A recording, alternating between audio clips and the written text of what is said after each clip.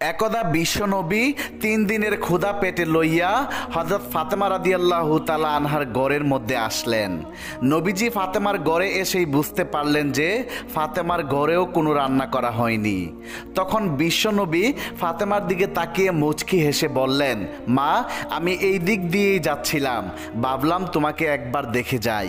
এই বলে নবীজি ফাতেমা রাদিয়াল্লাহু তাআলা আনহার ঘর থেকে বের হয়ে গেলেন।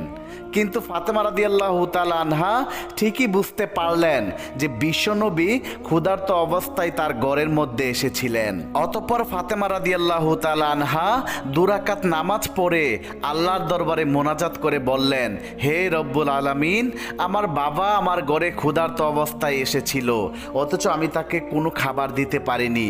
হে রব্বুল আলামিন, তুমি আমাকে যত পারো কষ্ট দাও, কিন্তু আমার বাবাকে ক্ষুধার জন্য তুমি কোনো কষ্ট দিও না আল্লাহ। ফাতেমা রাদিয়াল্লাহু